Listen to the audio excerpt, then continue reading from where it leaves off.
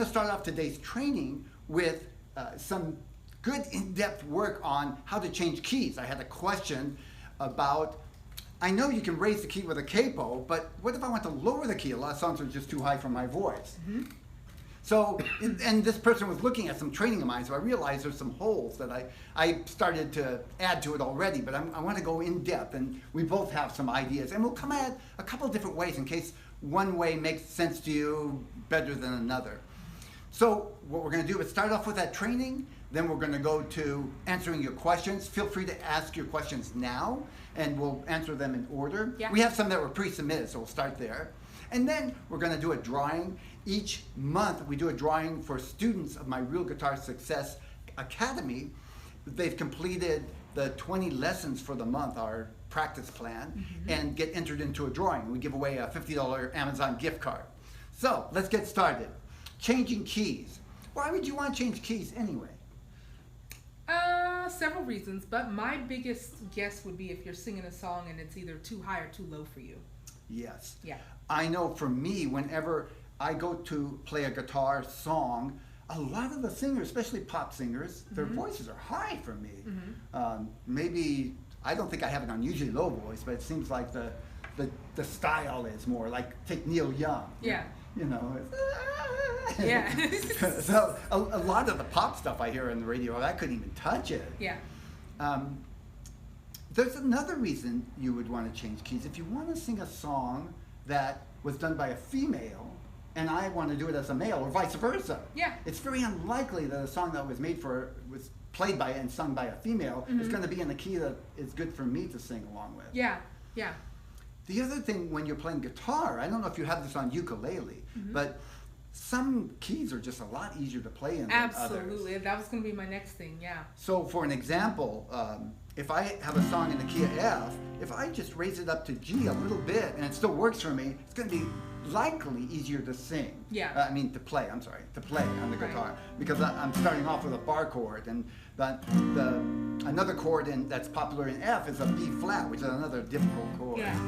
So any song that was like, especially if it's performed on like piano or with some kind of horns, they're often in keys that are kind of wanky for the guitar. Yeah, exactly. Yeah, ukulele's kind of the same thing. We like to find stuff that makes it easier for your hand, if possible. With the guitar, if the key is just a little bit, let's say it's low for your voice, you can raise it up by adding a capo. Now, if you put a capo on the first, second, or third fret, it still sounds pretty good. When you get up to fifth, it starts sounding pretty high pitched, starts sounding more like a ukulele. Right. 7, it's not, unless I was trying for that effect, I wouldn't put a capo up on 7. Yeah. So the thing with the guitar is, if I want to lower the key, what I would actually do is change the key that I'm playing in. So just to be clear what I'm talking about, let's say I'm playing a song in the key of G. I would lower it going back in the alphabet, G, F, I might want to go to E, or I might want to even try lower, because see, in my mind, even if I go a little too low, I can always compensate, kind of fine tune with a capo. So I can go low and it's a little low for my voice, then I can add a capo 1 or 2. So in practicality, if I were playing the key of G, the first chord would be G, I would go back to E, and then the first chord would be E. Now the big question is, how about the rest of the chords? Let me start off by saying I created a chart to help with this, because I found a lot of people can work with that and work with it well. It's a download that I'll give to you for free, and I'll put a link to that in the description. The thing is, I created a whole video and a place for this chart, so I don't want to redo all that information. I'll just make a link to it, and not only can you download the chart, but you'll have a 5-minute video that'll explain how it works. Cool. In short, what you're doing is something I do in my head a lot. I calculate in my mind, if the first chord is a G, and let's say the other chords are C, I go back the same distance in my mind. So G is going down to E is 1 half step, 2 half step, 3 half steps. So I'm calculating 1 fret as a half step. That's why I'm doing it on the guitar. So if the first chord is E, the C would be 3, did I say 3 half steps? Yeah. 1, 2, 3 half steps back. So the C chord would be C, B, see, you have to remember that everything is a whole step except between B and C and E and F. And so I go from C back to B, B flat, then to A. So in place of every time I see a C, I play an A. And finally, you know, I would go through the song like that and go back 3 half steps. How do you teach changing keys on the ukulele? That's pretty much the same thing. I'd say the biggest tip and the only way to be able to do this effectively is by knowing your chromatic scale, which is, you know, pretty much every note, right? So like chromatic scale on the ukulele, if I were to do a 1 octave, would be C, C sharp, D, D sharp, E, F, F sharp, G, A. That's a good point. G sharp, A, yeah, and so on and so forth, all the way up to C. Because the thing is, if you're thinking like half steps up and down, you have to know your chromatic scale, so you have to know there's no half step between B and C and E and F, or no sharp or flat note in there. And that makes a big difference. So I count mine down the same way. So let's say that I'm playing a song that's got C, G7, C, and F, right? So I would take my first chord and let's put it in, I don't know, the key of A. So I'm going to go C, B, B flat, A. So same thing, right? 3 half steps. So instead of first chord being C, it's now going to be an A major chord. Okay. Right? So it's pretty much the same thing that we're talking about. It's another way of looking at it. So if you remember the chromatic scale, pretty much you just count down the scale. Exactly. Yeah. So if I'm like in the G, right, and I want to transpose this. Sorry. In case you can't tell, she can tune by ear. So if I'm in G, and let's say I want to take this down a whole step, right? So my note was G. Now I'm going to go back 1. That's a half step. 1 more half step makes a whole step. Now instead of singing in the key of G, La, I'm here. La. It's a little bit lower. Do you actually use the ukulele to do that? I mean, do you actually go down the strings? I do. Okay. I do. That's For me, good to hear. Yeah. And partially it's like I don't do this often, just because I have a pretty big range when I sing. So I don't often change the key. I mean, it's got to be like really high for me. Then She's lucky. I'm on the opposite. I have a small range. And so it's hard. I'd find more often than not what I end up doing is raising the key, in which case I just do a capo. Right. Right? Or you can also count it up the same way. You know, so say you're C and you want to go a whole step up. C, C sharp, D, now so that's a good point. The same technique works to raise it, and you can raise it. You have more flexibility, but you do have to keep in mind how you're going to finger the chords. Exactly. If you raise it up a whole step, sometimes that puts you in a flat key or somewhere weird. Difficult chords. Yeah, so, exactly. So you have to make a decision there whether it's be better to put a capo on or just go ahead and raise it up. Yeah. I do find that this kind of thing you're describing just gets easier as you do it. Yeah. The more you do it, the more you practice it, it just starts flowing. You Yeah. Say, oh yeah, what 3 steps up? Oh yeah, I remember from G to the G. The last time I did that, 3 steps down was an E. I remember that now. Yeah. You know, I've done it a dozen times. And I remember 3 steps down from C is a chord. Right. It just gets to be second nature. And I can fully admit that it's not second nature for me yet, because it's not something that I do. You don't often. have to use it. Yeah, which is why I totally count my way down. One other thing that's important for y'all to know is that let's say that you're playing a chord that's a minor 7 chord, it's like a D minor 7 chord, and you want to transpose that. Remember that you're not just going to go, so let's say I want to make that D minor 7 into an A minor 7 or a C minor 7. I'm not going to just count and then go to that major chord. I'm going to make that also a minor 7 chord. That's a great point. That's something that I kind of took for granted. And I remember a customer called me on that one time and said, what's minor? I said, oh, I forgot to mention. Yeah. If you're going down and the chord is, let's say, you're going down 3 steps and the chord you're replacing is a minor, you want to make it the same. So if I was going down to E, I'm going from G minor, I'd go down 3 half steps to E minor. If it was G minor 7, I would go down, I can't make an open chord G minor 7, so it's a G minor 7 bar chord. I'd go down to E minor 7 and so on. Yeah. So you don't have to really think about like the theory of it. It's really just kind of a math. It really is a math thing. It really is a math thing. That's exactly right. And that's the only thing that kind of helped save me. I remember when I figured out how to do this, no one ever taught it to me. Oh. And I figured it out on my own, simply by saying like, okay, I want this to be higher, I want this to be lower. So I actually sat at a piano at the time and counted the number of half steps and doing it. And that's actually how I used to transpose things for a band too. when I needed to put something in an instrument that's tuned to a different key. How about if you're changing in a minor key? Is anything different? Let's say you're in the key of E minor.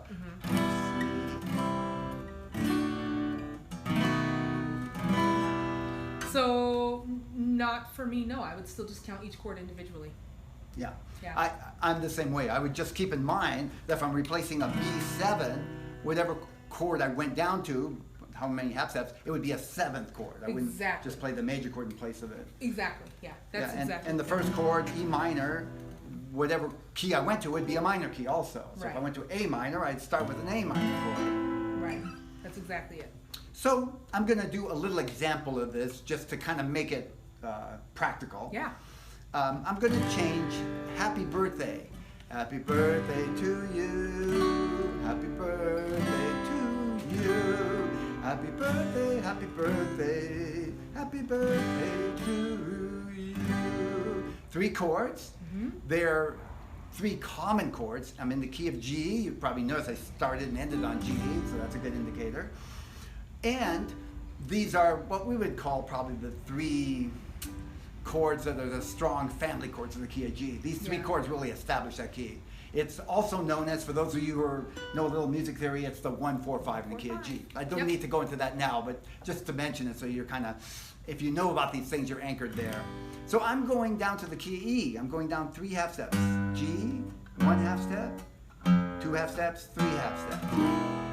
So obviously the first chord would be an E.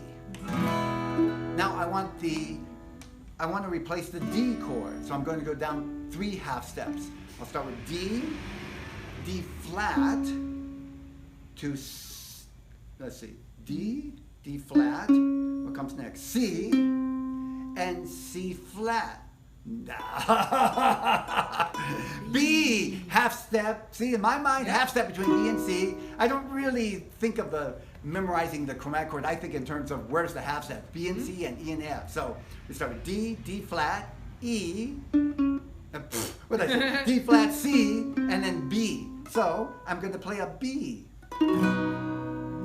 Now, here's a little trick. On the guitar, B is a hard chord to play. I could sing Happy Birthday going from this to this, because I don't know another way to play it as a bar chord other than a bar chord, except for this kind of small B, which is kind of high pitched. It's not bad, but I'm going to change it to B7, because B7 is easy to play on the guitar, and it sounds good. B7. This only happens about, I'd say 80% of the time. So don't get hung up on this, but sometimes you can substitute a chord. Here's the rule I'm thinking of, or not really thinking, it comes second nature to me. If it's a 5 chord, it almost always can just be a 7. Yeah. And in the key of E, B is the 5 chord. E, F, G, A, B. E, F, G, A, B. 5 chord. So kind of.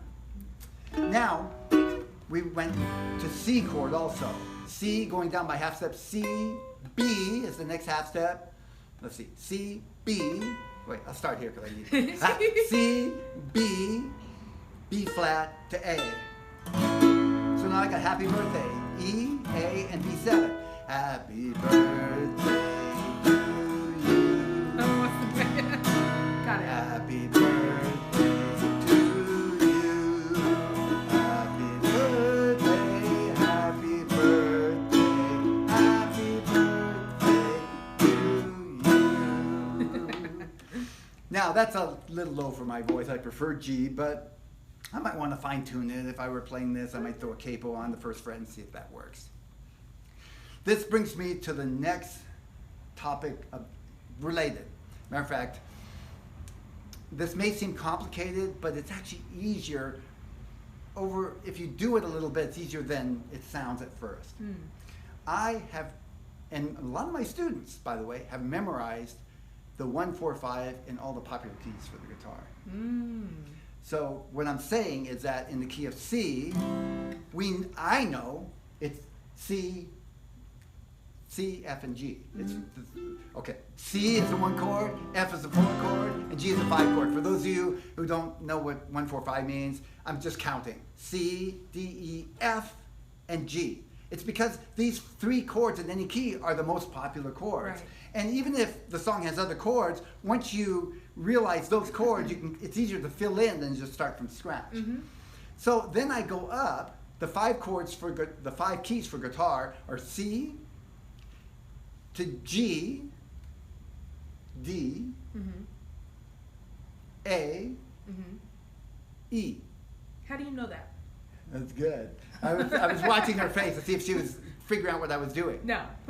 Those are the 5 keys that are popular for guitar. Okay. And the way I memorize them is I go up 5 each time, starting with C, C, D, E, F, G. Then I start with G, G, A, B, C, D. Start with D, D, E, F, G, A, B, C, D, E. Huh. Why is that? It's also known as the circle of fifths. Oh, yeah. The circle of fifths. Of course. So you see, once I get used to that, it's easy for me to remember. C to G is the next key. It's also the 5 chord of the key of G, so C, F, G. You know, it's easier for me to remember what's the 5 chord of every key, and then I just go back one for the 4 chord. So in the key of D, I think A and go back one G. And the key of, let's say D, A, key of A, I go up A, the 5 chords E, and go back one. What? In the key of A. Go ahead, Felix. It's D. D. Okay. Good. Thank you. I was hoping you guys would chime in. And so on. Okay, that might be more than it seems like you want to work on right now, but I just want to assure you that it's really not as hard as it sounds on first hearing it. Because you use these keys all the time, and once you get to using them, and just a little bit of practice, it starts coming really easy. Kind of like people say dealing with a stick shift for the car. I know when I first taught my daughters, this was really difficult. It seemed complicated. Yeah. But with a little practice, they don't even think about it anymore. It becomes normal, yeah. So, 1, 4, 5, starting with C, G, D, A, and E. Each of those keys. I just think of myself, if I'm transposing a song that's a 3-chord song from the key of C to the key of D, it's going to be D, G, A. Now I'm dealing with it D, G, and A. Matter of fact, I even have an exercise, maybe I'll put a link to it, that just practices the 1, 4, 5 in each of these popular keys. Because it's a hearing thing. Once you get to hearing it and it sounds normal, it gets easier and easier. 1, 4, 5. 1, 4, 5. 1, 4, 5. And so on. You've inspired me to get my theory game up to snuff. I like it. Okay. It's cool. So here's a question for you. How do you know what key you should be changing to? Isn't that the big question? How, as a singer, how do I know what key is going to be good for my voice or for a particular song for me to sing it in? How do you know these things? For me, trial and error. That's how I know. So if I'm like singing a song and I realize that once I hit to that high note in the song, it's going to be challenging, then I realize then I need to change the key. The other thing is, here's a good tip. Know the melody. You need to know what you're supposed to sing. Because you may start a song and it may be down here, la la la la la, whatever. And then all of a sudden there's this part where you gotta come with this big high point. You're gonna have to know that. So if the low note is just comfortable for you, but you hit the high part and you're straining, then you need to change the key. Vice versa, if the high notes you're like, okay, I can rock with that, but you're trying to sing the beginning, you're like, and not really making any like musical sound, then you're gonna have to change the key. Mine's just trial and error. Those are the only tips I know. Do you have any experience with that, Felix? It's mostly trial and error for me too, honestly. What I do is, I try to make sure, can I sing the melody comfortably? Yeah. And like you said, if not, then I'll see if I can adjust it. But it is a lot of either trying the capo and then seeing maybe I can find chords to just change the key. But y'all are on it. It's a little trial and error. Yeah. I'm going to add to that, not, and basically if I were to just answer in one sentence, I'd say, trial and error. Yeah. But I have a few tricks that I go to. It's not really tricks, it's just from experience, things that can save me a little bit of time. The first thing I do is I see if it's way high, I try to sing it an octave lower. Yes. Then I can see if I just need to, like, even if it's a little too low, I know I just need to raise it up a little bit. Right. And you know, some, especially for males, some of those singers like Neil Young sing really high. So I'll lower the key all the way down 1 full octave. Right. That, by the way, that means the same notes, but just 1 full octave lower. On the guitar, if I were playing a G up, E up here, the octave would be the low E down here. Right. Then, if that's a little bit too low, then I could try it with a capo. That's easier than trying to figure out a new key. Yeah. To just throw a capo on and go by half steps. That's a good idea. That's a good way to do that. If I'm not convinced I'm anywhere near the key by singing a full octave lower, I might change the key, but I'm going to change it significantly. I'm not going to change the key. I'm not going to spend my time using my brain to change it just like 1 step. I'm going to change it 3 steps down. Yeah. Because then I can always use a capo to kind of bring it up a little at a time. And then if I do use a capo and I'm up here and it's working, I see if I could actually change the chords so I don't have to use a capo. Sometimes I don't want to use a capo. Partly for convenience because I don't want to have to put the capo on, and partly because if it's up in here, it's just starting to make my guitar sound kind of high. So just to be clear, you're dropping the octave and then you're like, okay, yeah, that's just too low, can't do that. So then you change the key, maybe, 4 half steps, 3 half steps, whatever. And then from there, you take your modified chords and you capo your guitar to bring it to where you need it to be. I start at the very bottom. Yeah. And just go half step at a time and start coming up. Once I get up to here, I'd say, I should have changed to a different key. That's too much. So you're basically blending the 2 methods that we talked about of changing keys. Yeah. I like it. So it does come down to trial and error. There's just some things I found that can kind of save me some time. First, to go down a full octave, because then I can see if I'm even in the range, even possible. Right. And then I might bring it up, if I think I can do it, I might just bring it up another step or another 3 half steps, that kind of thing. Yeah. Some of it has to do too with like the instrument that you're playing. So I know like ook is just not, we don't have a big range on the ukulele. And so sometimes I know for myself, if I drop the octave, it sounds really mixed match and funny because I'm playing a chord that's right up in here and this really like soprano-y treble tone, and I'm like la. It's just it's mixed match. But I think on the guitar it makes more sense because you have way bigger range. So that's pretty much all I can say about that. Was there anything you want to add to it? No, I think that's a pretty complete thing. And to finish that subject, I would say practice it. Do it. Oh, Even just on paper. I used to take songs, I'd start with simpler songs and then work my way up to more complex, and just put the song down and then start each chord, cross it off, and raise it up 3 half steps and go through that, and then play it. And then do it again. Of course, by the time I got 2 or 3 in, the paper's really messed up. I have to start over, print it out again. Right. Yeah. What I would recommend too, while you do that, because I've actually had students do this just as an exercise, like part of their assignment. At the top of your page, write out the chromatic scale. Oh. Start there. And then you could just. Yeah, and then that way you can count 1, 2, 3, 4. Okay, I chose 4 notes above, so now I can just go here 1, 2, 3, 4. Or whatever it is. That's a great something idea. You can try. So instead of just in your head. Yeah, instead of just in your head. And I know personally for me, the thing that made me not continue my guitar study at the time when I first started it and switched to uke later on was just that this kind of like grid thing took a long time for me to really understand. This idea of every fret being a half step and like not seeing it in a really linear way. Like on piano, it's very clear. You have your sets of 2, your sets of 3 black keys.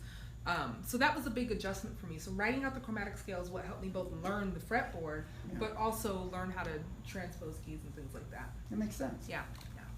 Let's see if we have any questions that we can answer. Anything related, of course. Yeah. Anyone in the live chat, if you wouldn't mind, please do put your questions in. It can be about this or anything musically related.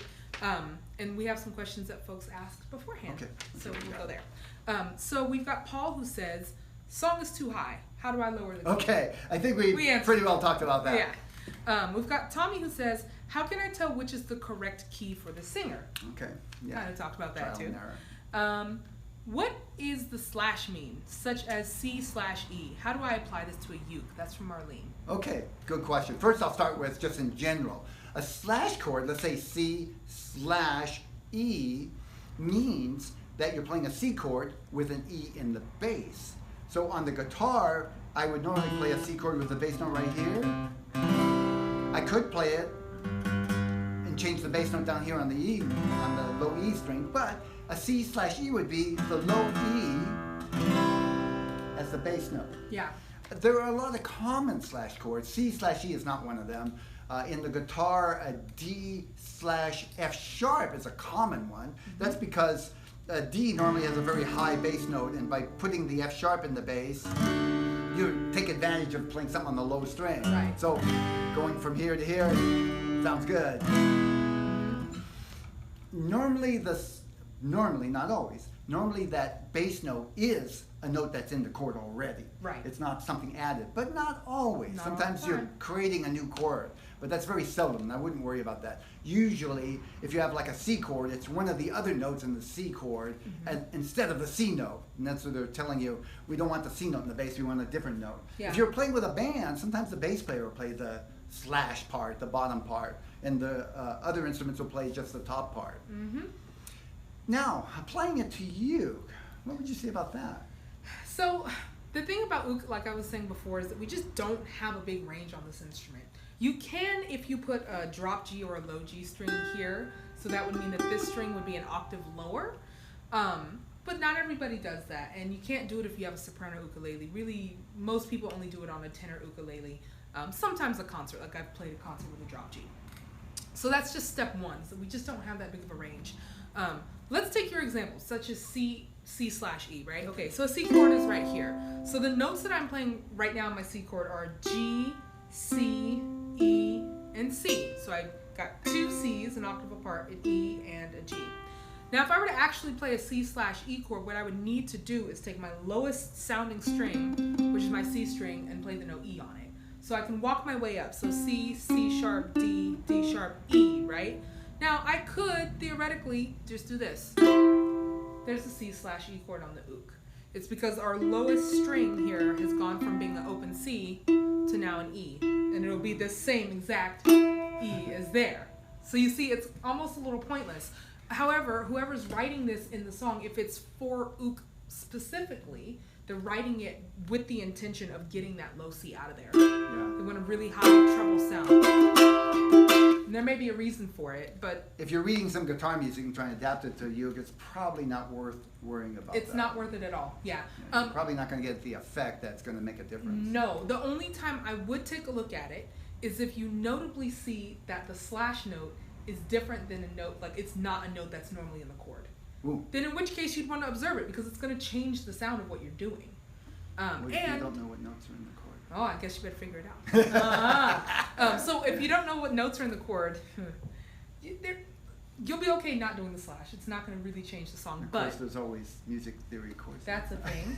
Well, see, here's one tip that I can give. If you really want to be able to break this down and understand this, I make my students write out what I call chord recipes. So they hold a chord, and then they have to write down what notes they're playing on each of their strings. So here's like a G chord on ook. So I'd have them write G, because that's an open G. I go C, C sharp, D, because that's that finger there.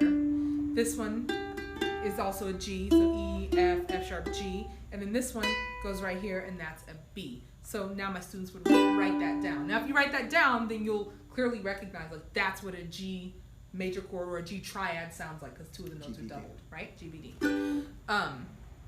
From there, you're able to see if you see a G/B flat, then that means that you need to be playing this, which is just a G minor chord. Okay, so you must have known we were going to talk about some music theory with changing keys. Yeah, so I know that went there, but my biggest tip for you, Marlene, just don't worry about it. Yeah. Just play a C chord. If it says C/E, just play a C chord, unless you really feel like going there. Next. Okay. Let's see. We have Jeff. Many people want to record themselves. A simple recording can be a good tool to help people progress. Could you put together a basic list of what folks need to record? I'm going to add this to eventually get to it on the blog post, but it'll take a while. In summary, I find the biggest problem with people is, first of all, I do think it's very valuable to record. Let me say that. I think one of the reasons is you kind of hear yourself and can self-correct a little better when you listen to something back. But for me, the bigger issue is I can see my progress. I record something, then 6 months later I go back and listen to what I'm doing, and I can see I've made some progress that I wouldn't have really realized. Absolutely. Also, I think it's a good way to kind of set a goal. Hey, I'm going to record this, and nobody's going to see it but just me. But because I'm going to record it, I want to do a little extra practice and work it up. Yeah. And finally, you might want to share it on YouTube, which that gives you even a bigger goal, a bigger reason to really try to refine the song and get better at it. Yeah. Before you do that. That's really cool. I would do it on your phone to start with. Yes. Because the biggest problem I find is people waiting until they got just the right equipment or they know how to use it. I think it's much more valuable to just do it on your phone. And nowadays the phones are pretty darn good. And just upload the audio if you want to YouTube. And you can, by the way, you can make it public or not too. So if you just want to share it with one other person, you can do that. Yeah. The other thing is too, you can always go back in your phone and use that as a way to kind of store your stuff. You can just go back there and listen to what you've been doing. I actually use a little app on my phone. I forget what it's called. I'll look it up. And but I think the phone app is probably about just as good, the one that's already built in. Yeah. I've been using it for years, so I haven't really reassessed that. But the basic apps on the phones nowadays are just good. They work. Yeah. Yeah. You know what I also do for this sake in particular, in terms of like the practicing, watching progression. I take a video instead of just the audio, so I can see if my form is getting better too. That's a good point. With the phone, that's just as easy nowadays as doing audio. Yeah, absolutely. You know what, it's one of the biggest tools I use in my classes with my students. I record them doing stuff. I'll like hold a chord and take a picture, and then I'll take a picture of them and be like, okay, tell me the differences between what my hand is doing and what your hand is doing. So I know what has really helped me is I bought a little stand. So because I had a heck of a time trying to get my phone to stay up and angle it just right. So I just went on Amazon, bought a little stand so I can quickly angle it right where I want it, and it stays put. Yeah, I'll throw mine on my music stand when I do it. Yeah. Oh, and it stays? It's in the right angle? Yeah, you just put it right on the music stand. Second, now if I wanted to take it up a notch, I would go with computer software. And nowadays, if you have a Mac, the GarageBand is great. Yeah. You do need a couple of things. One is something called a digital converter. Basically, it takes the signal from your microphone, converts it into a signal the computer can handle. But there's all these microphones nowadays that have them built in. Yeah. What do you think, Felix? Is this something you do? Yeah, I've tried a few different ways. GarageBand is great. Like you're saying, you need the interface to get your signal. That's another word for the converter. computer. There's also, yes, you're right. They make. Actually, I bought this thing called like a lightning cable or something, where you plug your jack directly into the guitar, say electric or acoustic electric. Oh, and that's converter built in. And then it's a USB that you plug into your computer. There's a little bit of latency or delay, but it is something you can do. Voice memo though, even on your phone if you're on the go, is really Voice memo. quick. Is that built into the iPhone? Yeah, it's just voice memo. Voice memo. Okay, that's good. I haven't used that, but that's good to know. Yeah. Yeah. Oh, one other thing, Audacity is a free program that you can download and record very quickly. That one you can even set up. You can try using the mic on your device or your computer, or just like get a little like podcast mic or something very simple. And a lot of the podcast mics have that converter built in, so you don't have to deal with extra equipment. I would start there. I'd use the mic on my, I would go from the phone, maybe use the mic on my computer, just again to do it and not wait until you got just the right equipment. Yeah. And then the next level might be to either get a microphone that has a built-in converter. It may be a little step up from the microphone on your guitar, or if you're just doing guitar, maybe that lightning type cable. By the way, Audacity, I use it all the time. I have hundreds and hundreds of dollars worth of software, probably thousands now.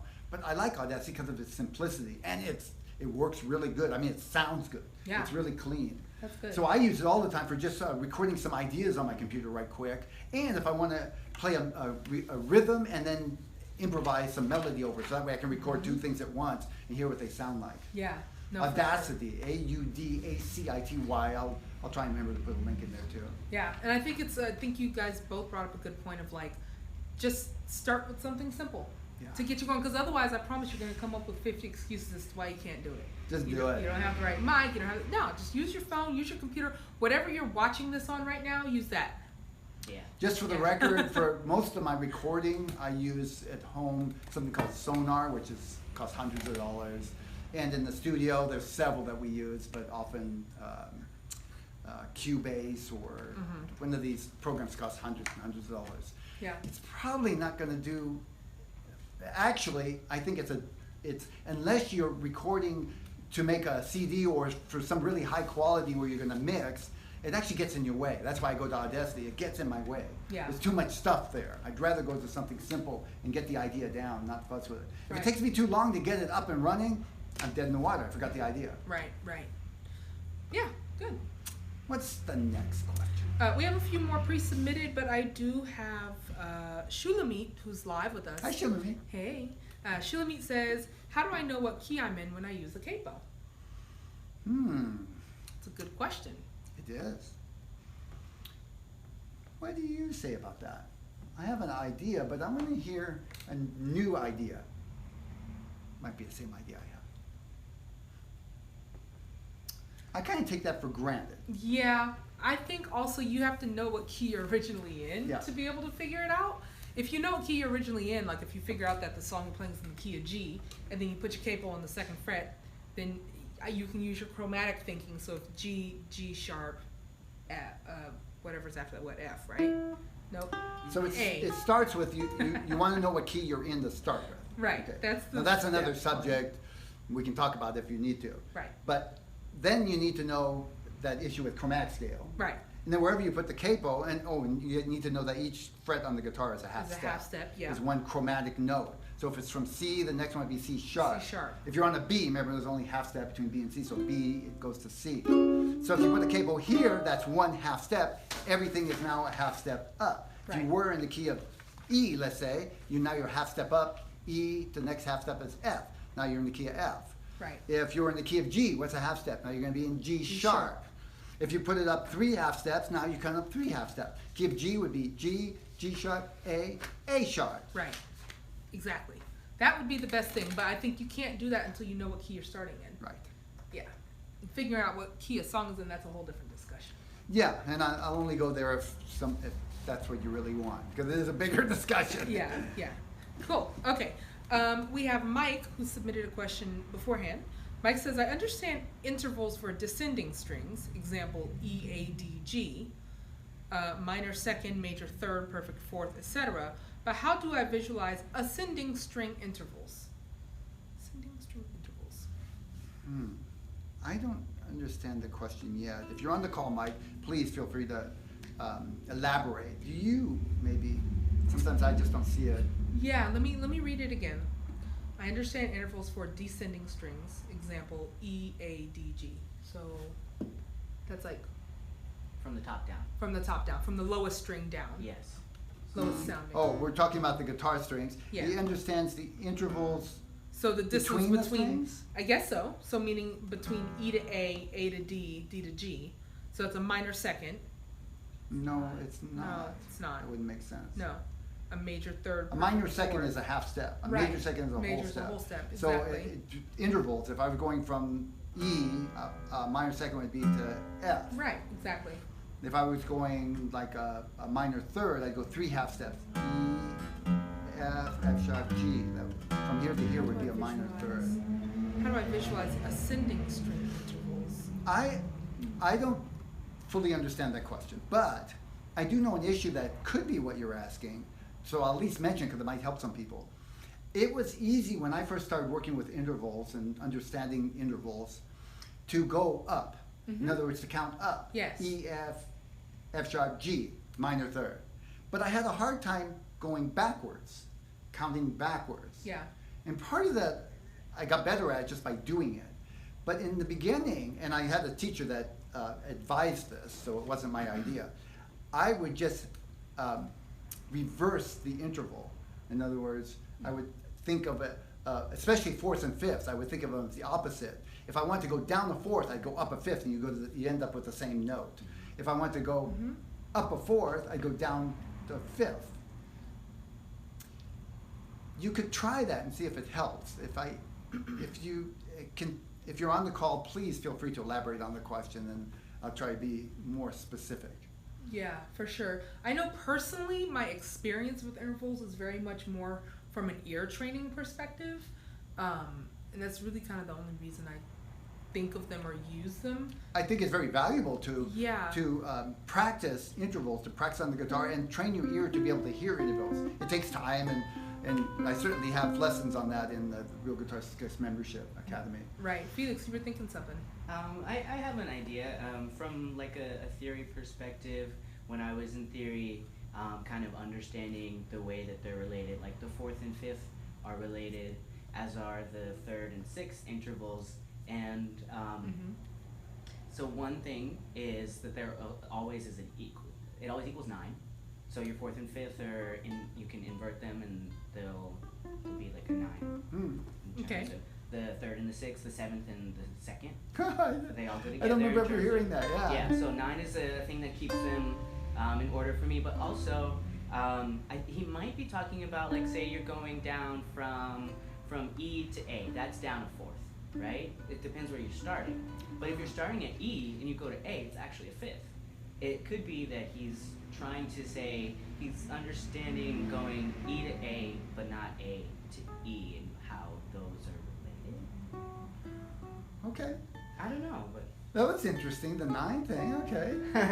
maybe I just threw everybody off. So I'm thinking of a 7th. I want to know what the 7th is in the key of G. I would go down because it's easy for me to just go down 2 half steps. To a second. You can just do a second instead. So, or up a second, you're right. Mm-hmm. So from G to A, well, that's a 9th. I would go down to 7th, I would go G to F. That's a 7th. G to F sharp would be a minor 7th. Because what I'm doing is going down, because close, I can figure out close. Mm-hmm. G to F sharp is a half step. But if I went up to the F sharp, that would be a full major 7th. Exactly. Okay, I think we're going down a rabbit hole now. Yes, you are. I was like, with you, and I then think that's the best we can do.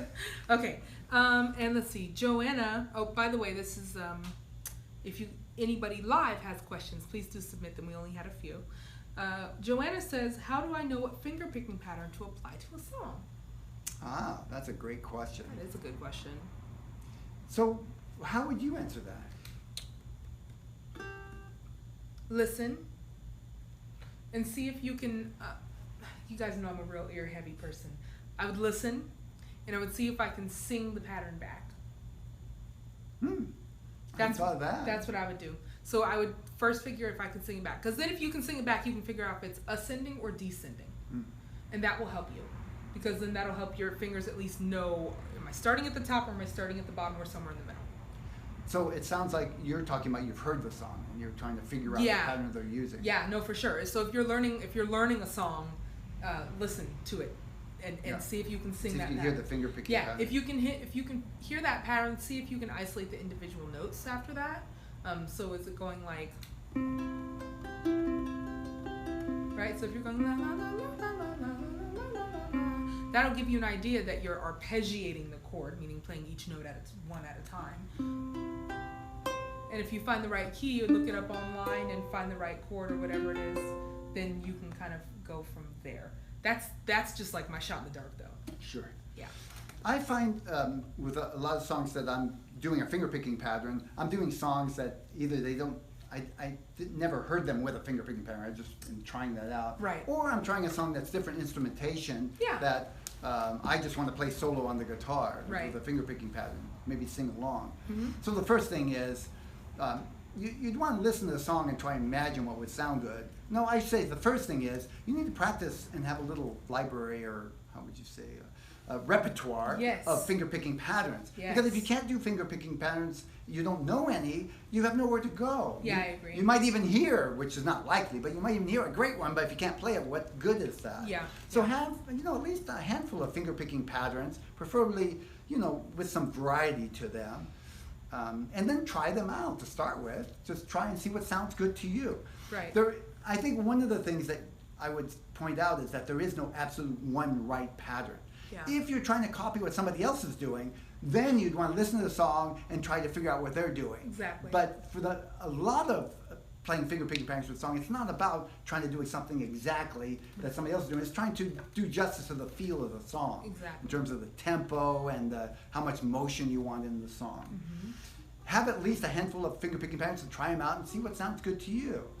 You might want to listen to, I often listen to songs on YouTube nowadays, mm-hmm. and see, what they're doing that would sound good. I kind of just try to imagine what would sound good and then start there and then refine it as I go along. Yeah.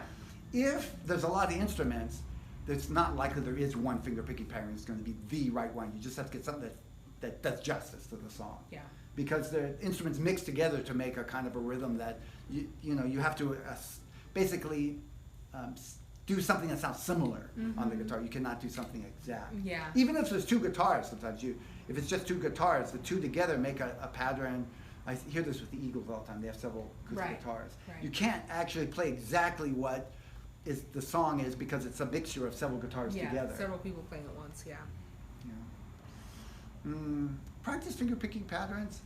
Apply them to songs. The more you do it, the easier it gets. Yeah, I agree. And one thing that I have my students do to kind of get used to finger picking, and particularly get used to finger picking with good rhythm, so still like in time and not like all over the place rhythmically, is I'll have them take a chord progression or take a song and then just choose a portion of the song that you're going to do a finger picking style with. So maybe like the bridge of the song, you're going to strum everything, and then when you get to the bridge, do some kind of cool arpeggiated breakdown. Just, if not anything, you don't have to keep it in there when you like play it, but just to get into the skill of coming in and out of it and working on it with good rhythm, because you already like set a tempo for yourself.